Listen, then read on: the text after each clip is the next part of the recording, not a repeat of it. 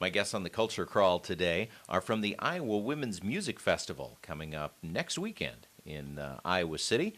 And with me is Laurie Haag. Hi, Laurie. Hey. Nice to have you here. And Guerra. Hi. Thanks so much for being here, the two of you. Laurie, we've had this conversation a couple of times over the years, yeah, and every September. It's back once again. So you're a week from this Saturday, September 27, correct? Yes. And in Iowa City at the Johnson County Fairgrounds. At the fairgrounds. And this is how many years for the festival? This is the 21st year. Okay, so last year was the big 20th. Mm-hmm. So, and you've been involved pretty much since its inception, yeah, correct? Pretty much since the very beginning. So you were 7. Yeah. When we started. I was very young. Yeah. Just in junior high maybe, and it's been a long time. It's been a great event, and it's a year-to-year thing, but we make it happen. And of course, it as its name suggests, the Iowa Women's Music Festival features music made by women. Always a wide variety, from singer-songwriter right up to some pretty good rock and roll. Yeah, we try to get whatever variety we can. And last couple of years, we've been including spoken word because we recognize that that's kind of an emerging art form that's really important to the kind of current generation of students and young adults. And so we've had some really great spoken word artists the last couple of years, including this year. So who's coming this year? The spoken word artist is named Alex Olson. She's been around. She's been in Cedar Rapids a few times at CSPS over the years. Just a really awesome performer. Spoken word is more than just somebody reciting a poem. Her performance is really musical. It's really about social justice, and just she's really great. I had the good fortune to open for her once at CSPS with a group that I was with, and then got to sit in on one of her poems, which was really fun. So is there music involved in her performance? She does sometimes. Sometimes, yeah. I'm not sure what she'll be doing this time around. You've seen her before in recent years, haven't you? Yeah, I think there's some incorporation of music, and like with Andrea Gibson last year, she would, play something, pipe it through the speakers, and kind of perform to the music, doing that interplay between word and music that is already recorded. So it definitely is a sensory experience in the way that live music can be. Yeah, it's nice. I like that. And then who are some of the other headliners? We've got a really great singer-songwriter who's currently from Austin named Kaya Heartwood. She's been with us before as part of a duo that was called Wishing Chair. Came a couple times. I think one of the years they came was the 10th year, which was our first rain out, which is why I can remember it. But they've been with us a few times and also have played up in Cedar Rapids at CSPS a few times. And she's out on her own now, and I actually got to see her this summer at the National Women's Music Festival, and just really powerful voice, and just a good songwriter. Again, kind of an activist songwriter. She's concerned about social justice, and a lot of her songs focus on that. And kind of an interesting thing that I learned in doing a little bit of research on her recently.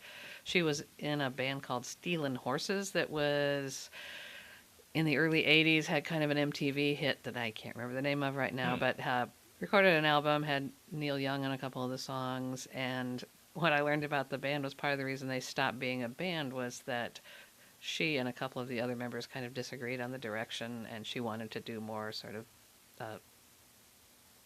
politically involved music or social justice music, and they just wanted to be an MTV type pop band, and so they kind of split because of that, which I thought was an interesting development. Well, I think our timing for this is excellent because of how violence against women has been in the news a lot lately. So it's the perfect time to be celebrating music that brings that to the public consciousness, I think. Yeah, good point. Who else is on the slate? Let's see. You want to take one? No? I think Chris Matthews is a first time for the Iowa Women's Music Festival, and Lisa met her, correct, through the Michigan Music Festival this year. I think she's been around for a few years. We've been looking at her as a possibility. I think she was from Ohio, but she maybe lives somewhere else now. But another just singer-songwriter. She has been favorably compared to Tracy Chapman. Yeah. And who doesn't love that? To bring to the festival, yeah. Yeah, so we're excited. We this will be her first time here, first time in Iowa, as far as I know. So we one of the things we like to do is bring in interesting new people that our folks in this area haven't had a chance to see, and she's definitely one of those folks this year. And then you had kind of was it kind of a contest, the Girls Rock Iowa City? No, it wasn't a Um, contest. That was a thing that we got involved with this for the first time this summer. Some volunteers in the Iowa City community had been volunteering in Chicago for this summer. I mean, if you've seen the movie, it's the one with Jack Black about the rock and roll high school.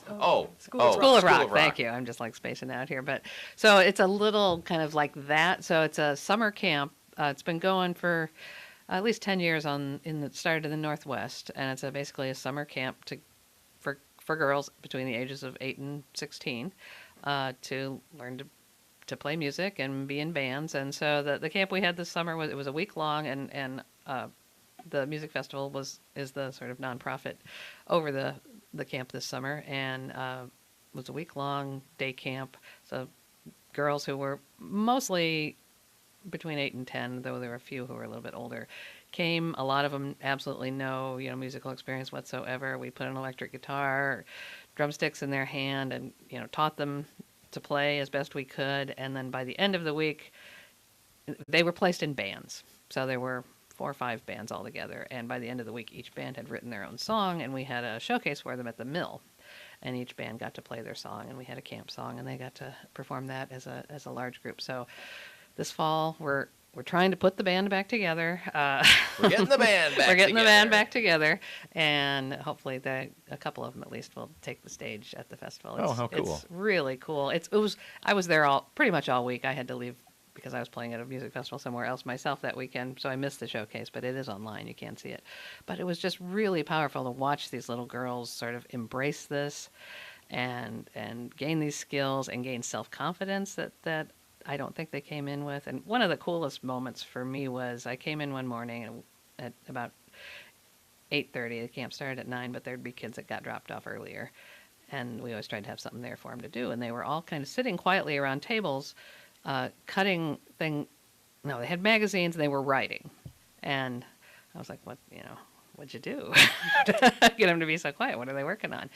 And Merritt, who was one of the volunteers, said, well, they were making collages, and they noticed in Rolling Stone magazine that there weren't very many pictures of women, and they specifically women playing guitars. And they went through and they counted, and there were like 34 pictures of men playing guitars and no pictures of women playing guitars. So they were writing letters to Rolling Stone to complain about that. Wow! So 8-year-olds were holding Rolling Stone accountable for how they presented women in their magazine, or didn't represent them in their magazine. Well, we do a camp for jazz band students in middle school here Awesome. at KCCK every summer. So I have that same experience Yeah. too. Getting to watch a young person really discover the joy of playing music is a lot. Yeah, of I think fun. it's a great. I went to a jazz band camp as a high school student, and I still have really strong memories of what it did for me. The opportunity to play with other people who were really good and just stretch, and it was great. So I think we're going to do it again next summer, and probably do it more than one camp. But in the meantime, the veteran campers are getting to come to United Action for Youth in Iowa City every other Saturday morning and jam together, which they just started this past weekend. So hopefully they can relearn their songs, and we'll get them on the stage. Talking with Laurie and Clarity about the Iowa Women's Music Festival coming up a week from Saturday, the 27th of September at the Johnson County Fairgrounds. Tell me about ticketing. It's free, no tickets required. Okay, my favorite price. And of course, we're planning on perfect weather, but in the event of inclement weather, will you rain out? Can you move into a shelter there? It's rain or shine. We're under a shelter. Our stage okay. is in a sheltered area. It is an outdoor sheltered area, so it will be So bring your potentially umbrella. chilly. Yeah. So there's a roof over your head, but it may be cold. So And there's a highlights video from last year, so if you're curious what it looks like to be rained out, that Yes, is it well did. documented, but still a lot of fun. Yeah. So don't let the rain discourage. it did pour on Your- us, your or attendance. around us, I guess, all day last. What are the hours? Noon to 6. Okay. All right. And I assume you have a spot on the web where people can watch the video highlights from last year. And That is at www.prairievoices.net, and that'll bring you to our new site. And you can, from there, you can learn more about the artists, you can see the schedule, and you can donate. We do operate on donations, so donations are much appreciated. You know, though we keep it free and we want everyone to come, those donations do keep us running, so we appreciate that very much. it doesn't cost you anything to attend, but the festival is not free. Exactly. There it is. It's the truth. So it's the Iowa Women's Music Festival. It's the 27th, next Saturday, in the at the Johnson County Fairgrounds. And again, the website for people to get more information, clarity, is www.prairievoices.net. All right. Well, we'll cross our fingers for a beautiful autumn day in Iowa City, and good luck with the festival. Thanks a lot. Mm-hmm.